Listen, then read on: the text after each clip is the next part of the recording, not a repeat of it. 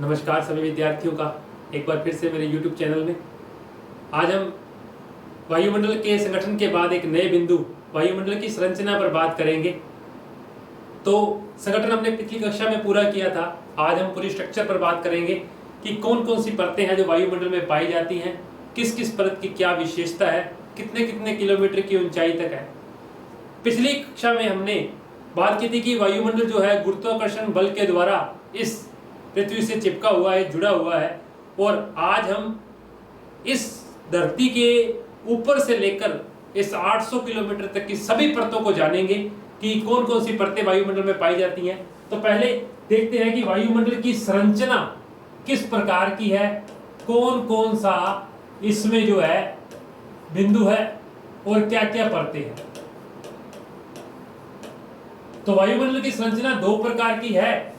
एक है सामान्य संरचना और एक है वायुमंडल की रासायनिक संरचना। तो दो संरचनाएं हैं। हम दोनों स्ट्रक्चर पर बात करेंगे कि दोनों कौन कौन सी संरचनाएं हैं। सामान्य संरचना वो है जो हम सामान्य पढ़ते हैं कि जैसे पहली परत है क्षोभ मंडल, दूसरी परत है समताप मंडल, तीसरी परत है मध्य मंडल,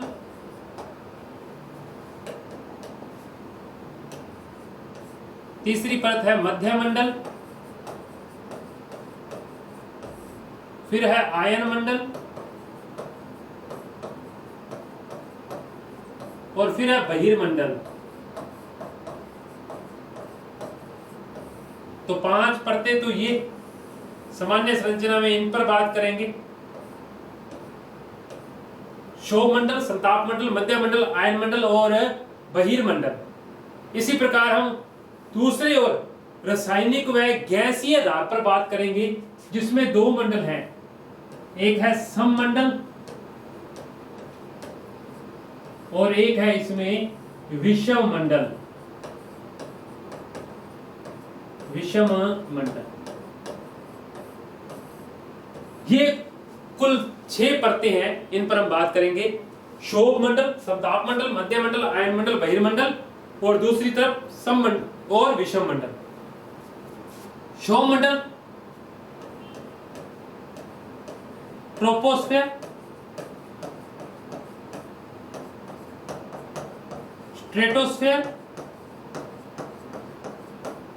मध्य मंडल मीजोस्फेयर, आयनोस्फेयर और एक्सोस्फेयर और इधर होमोस्फेयर और हेट्रोस्फेयर। तो कुल 6 ये मंडल है। क्षोभ, समताप, मध्य, आयन और बहिर और फिर रासायनिक संरचना पर 2 सम और विषम। हम सबसे पहले मान लीजिए ये अर्थ है और इस अर्थ के ऊपर इस पूरी स्ट्रक्चर की बात करेंगे कि कौन कौन सी ये स्ट्रक्चर है।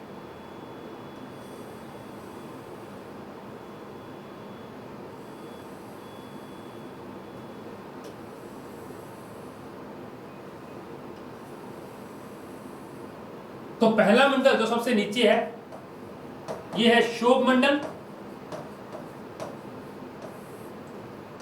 इसके ऊपर दूसरा मंडल है समताप मंडल, फिर है मध्य मंडल,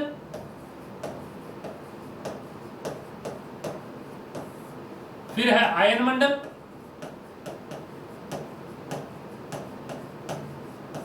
और फिर है बहिर्मंडल। पहली परत जो है वो क्षोभ मंडल है, जो कि हम एक तरफ बात करेंगे ध्रुव की और एक तरफ बात करेंगे भूमध्य रेखा की। तो पहली जो परत है क्षोभ मंडल, जो कि बिल्कुल निचली परत है वायुमंडल की, इसकी ध्रुवों पर ऊंचाई तो होती है 8 किलोमीटर, परंतु भूमध्य रेखा पर इसकी ऊंचाई होती है 18 किलोमीटर। और औसत जो है वो 13 किलोमीटर जो है इसकी ऊंचाई पाई जाती है। भूमध्य रेखा पर इसकी ऊंचाई इसलिए है क्योंकि सूर्य की किरणें यहाँ वर्ष पर सीधी पड़ती हैं और वायु हल्की होने से अधिक ऊपर तक उठती है, और इसलिए इस क्षेत्र में ऊंचाई जो है वो अधिक है, जबकि ध्रुवीय क्षेत्रों में क्षोभ मंडल की ऊंचाई उतनी नहीं पाई जाती। हमारी पृथ्वी पर जितने भी मौसम परिवर्तन होते हैं, जितने भी मौसम परिवर्तन है, चाहे आप देखेंगे तूफान का आना, आंधी का आना, चक्रवात का आना, बादल का बनना, वर्षा का होना, ये सब इसी मंडल में होते हैं और इसी कारण इसे मौसमी परिवर्तनों की छत कहा जाता है। इसी कारण इसे मौसमी परिवर्तन की छत कहा जाता है। कौन से मंडल को? क्षोभ मंडल को। तो ध्यान रखेंगे इसे मौसमी परिवर्तनों की छत कहते हैं। जितने भी तूफान आंधी सब आते हैं वो इसी परत में आते हैं। दूसरी बात ध्यान रखेंगे, ऊंचाई पर जाने पर तापमान जो है वो क्या होता है? कम होता है। तो ध्रुव नीचे है तो यहां लगभग -45 डिग्री सेंटीग्रेड और भूमध्य रेखा पर -80 डिग्री सेंटीग्रेड तापमान होता है, जबकि औसत तापमान -65 डिग्री सेंटीग्रेड होता है क्षोभ मंडल की ऊपरी सीमा पर। और जहां क्षोभ मंडल और समताप मंडल मिलते हैं यहां एक परत पाई जाती है क्षोभ सीमा। अब क्षोभ सीमा क्या है? दोनों मंडलों के बीच में एक संक्रमण परत है और इस परत की ऊंचाई जो है वो 1.5 किलोमीटर होती है। तो सभी संक्रमण परतें जो है वो 1.5 किलोमीटर की ऊंचाई में पाई जाती हैं। ध्यान रखेंगे ये बात।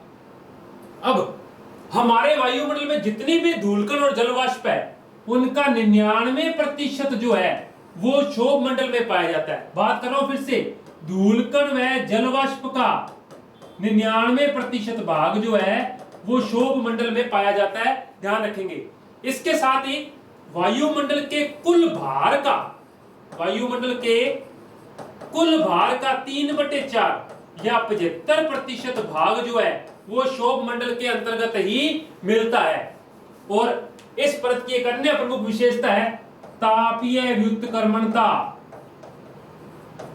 यानी कई बार ऊंचाई पर जाने पर तापमान घटने की बजाय बढ़ता भी है।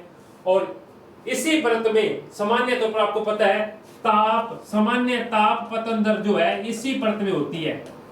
सामान्य ताप पतन दर आप जानते हैं कि 1 किलोमीटर पर 6.5 डिग्री सेंटीग्रेड तापमान जो है वो कम होता है, इसलिए ऊंचाई पर जाने पर वायु जो है वो थोड़ी सी विरल हो जाती है। दूसरा, वहां पहाड़ों पर आप बर्फ देखते हैं सामान्य तौर पर, इसलिए ऊंचाई पर जाने पर तापमान में क्या आती है? कमी आती है। और ये दर है 1 किलोमीटर पर 6.5 डिग्री सेंटीग्रेड। दूसरी परत है समताप मंडल। इसकी ऊंचाई जो है वो 50 किलोमीटर तक है। कितने किलोमीटर तक है? 50 किलोमीटर तक है। ये परत वायुयानों के उड़ान के लिए प्रमुख है, वायुयानों के उड़ान के लिए, क्योंकि तापमान जो है समान रहता है। दूसरी बात, कोई भी इसमें मौसमी गतिविधि इतनी दिखाई नहीं देती है। यह परत एक चीज के लिए फेमस है, वो है ओजोन मंडल के लिए। इसी परत में ओजोन मंडल जो है वो पाया जाता है और वो 22 से 35 किलोमीटर की ऊंचाई पर होता है। यहाँ सर्वाधिक सघन है। सबको पता है यह सूर्य से आने वाली पराबैंगनी किरणों से हमारी रक्षा करता है। जो सूर्य से अल्ट्रा वायलेट रेज आती हैं उनको जो है ये अवशोषित करता है। अब देखो, जब ओजोन मंडल इस गैसों को अवशोषित करेगा सूर्य की किरणों को, तो तापमान क्या होगा? बढ़ेगा। अब तापमान जो -45 और -80 पर था, यहां पुनः कितने पर आ जाता है? 0 डिग्री सेंटीग्रेड पर आ जाता है। क्यों? क्योंकि तापमान में बढ़ोतरी होती है, क्योंकि ओजोन जो है वो सूर्य की पराबैंगनी किरणों को अवशोषित कर रहा है, जिससे तापमान में क्या होती है? वृद्धि होती है। तो ओजोन मंडल में दो भाग हैं, समताप मंडल और ओजोन मंडल। दोनों की बात करेंगे इसके बारे में। इसकी खोज टिजरेस दे बोर्ड ने की, टिसरे दी बोर ने की है इसकी खोज, ध्यान रख लेंगे। ओजोन मंडल की खोज टिजरेस दी बोर ने की है, ठीक है। दूसरा, इसके ऊपर फिर यहां जब क्षोभ सीमा पाएगी तो यहां कौन सी सीमा पाई जाएगी? समताप सीमा पाई जाएगी। और समताप सीमा हुई 1.5 किलोमीटर की परत, और इस पर तापमान पुनः कितना होता है? 0 डिग्री सेंटीग्रेड। इसके ऊपर पुनः है मध्य मंडल। मध्य मंडल में तापमान में फिर गिरावट आएगी और इसकी ऊंचाई जो है वो 80 किलोमीटर तक है और यहाँ तापमान -100 डिग्री सेंटीग्रेड होता है मध्य मंडल में। और इसकी एक ही विशेषता है, यहाँ पुनः तापमान जो है बढ़ता है।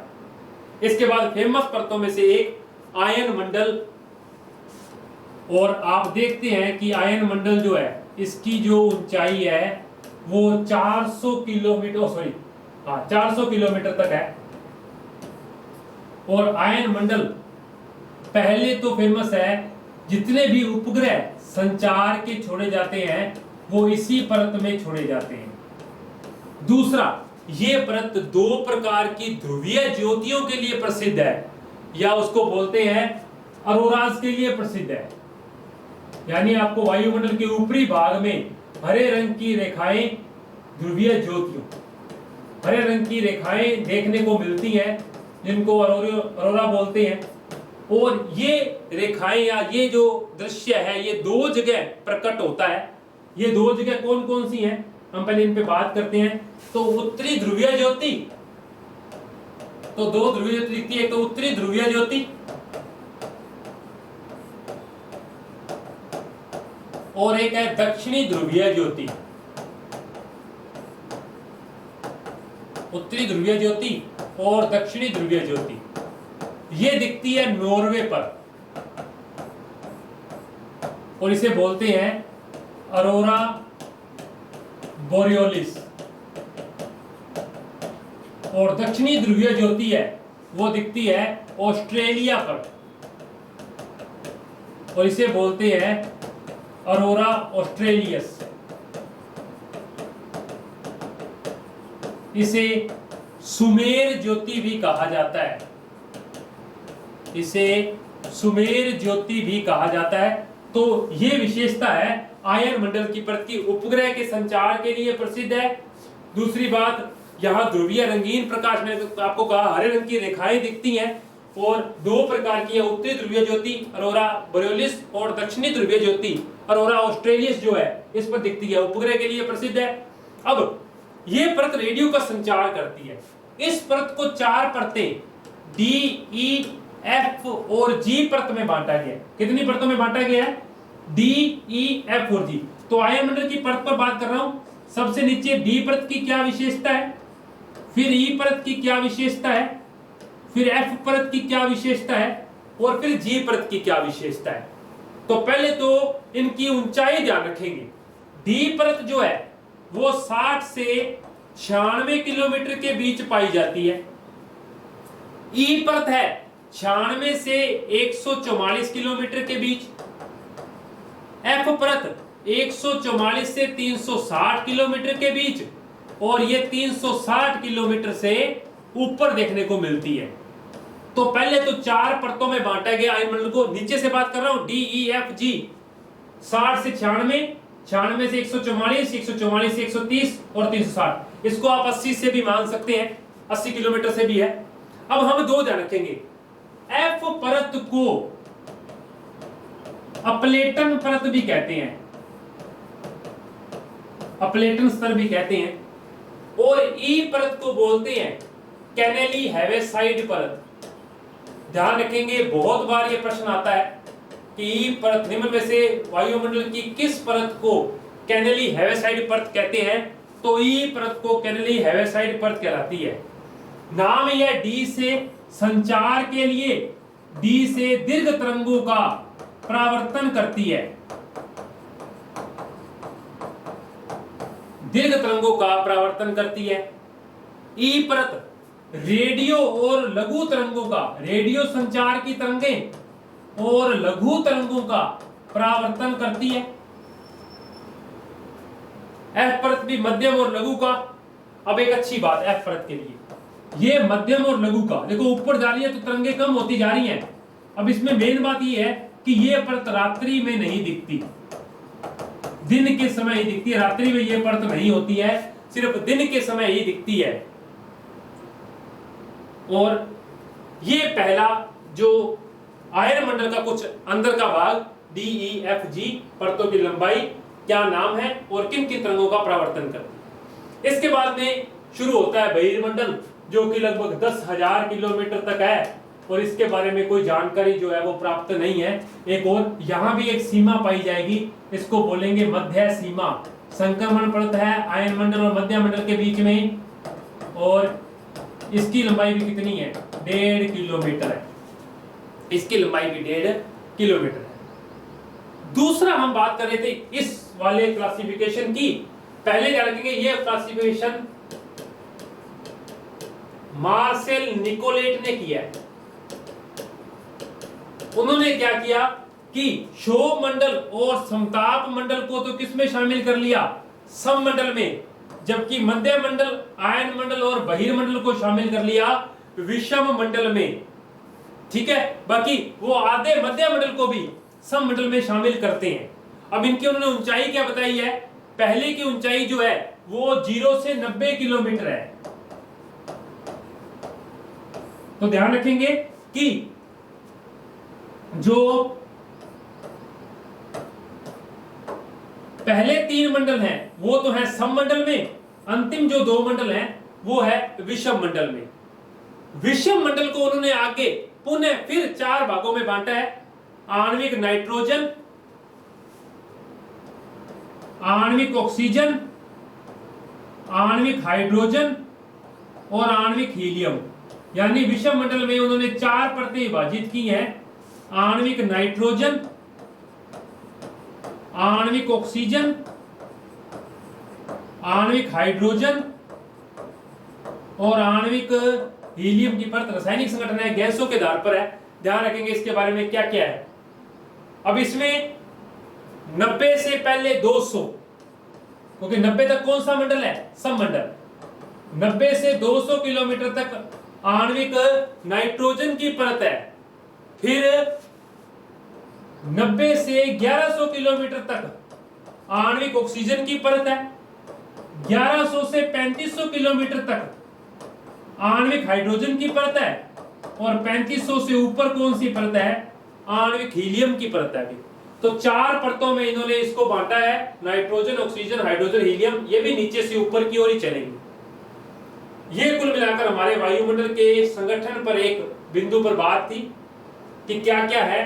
तो 5 परतें, 5 परतों के बीच में सीमाएं।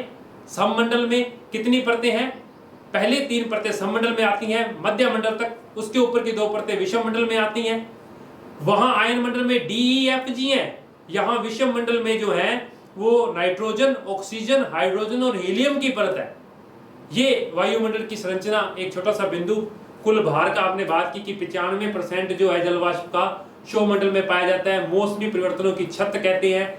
उसकी जो प्रमुख विशेषता है वो है सामान्य ताप पतन दर, कई बार तापीय विलोमता भी वहां देखने को मिलती है, सभी मौसमी घटनाएं उसमें होती हैं। समताप मंडल वायुयान की उड़ानों के लिए प्रमुख है, उसमें ओजोन परत पाई जाती है जो हमारे सूर्य से आने वाली पराबैंगनी किरणों से हमारी रक्षा करती है।